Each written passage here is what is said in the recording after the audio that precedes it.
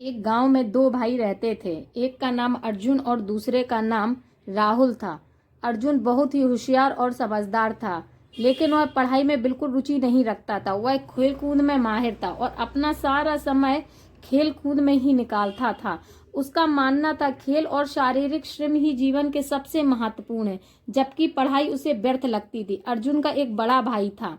वह बहुत ही पढ़ाई में अपना ध्यान लगाता था और अर्जुन को हमेशा समझाता था कि अगर जीवन में सफलता चाहिए तो शिक्षा बहुत जरूरी है। लेकिन अर्जुन हमेशा राहुल की बातों को नजरअंदाज कर देता था और कहता, मुझे यह सब नहीं चाहिए। जीवन में जो जरूरी है वह मेहनत और खेल है, पढ़ाई का क्या काम।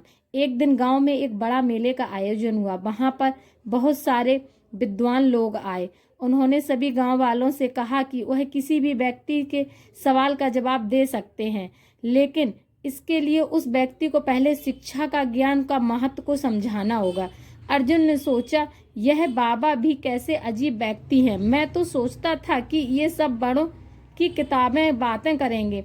फिर उसमें मस्ती में आकर बाबा से एक सवाल पूछा, बाबा मुझे बताइए कि जीवन में सबसे बड़ा सुख क्या है। बाबा मुस्कुराए और बोले, बेटा मैं तुम्हारा एक उदाहरण देता हूँ, यह तुम्हारे जीवन का सबसे बड़ा उत्तर होगा। सुनो, एक बार एक गांव में एक बड़ा जंगल था।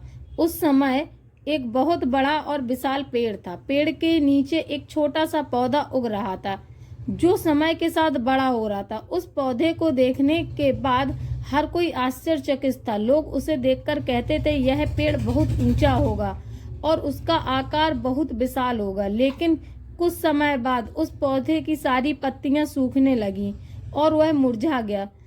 लोगों ने सोचा, यह पेड़ क्यों मुरझा गया। फिर गांव के बुजुर्गों ने बताया, यह पौधा जिन खाद और पानी की जरूरतों को नजरअंदाज कर रहा है, वही उसकी जीवन की शक्ति बन सकती थी। इससे समय रहते अपनी शक्ति का सही उपयोग नहीं किया। अब मैं तुम्हें से एक सवाल पूछता हूँ अर्जुन, क्या तुम्हारे अनुसार इस पौधे का क्या प्रश्न हुआ। अर्जुन थोड़ी देर सोच में पड़ गया और फिर उत्तर दिया, इसका मतलब यह है कि हमें सही समय पर सही चीजों का उपयोग करना चाहिए, वरना जीवन में सफलता नहीं मिल सकती। बाबा हंसते हुए बोले, बिल्कुल वैसे ही एक पौधे को अपनी सही देखभाल की जरूरत थी, वैसे ही तुम्हें शिक्षा की आवश्यकता है। तुम्हें इसे नजरअंदाज नहीं करना चाहिए।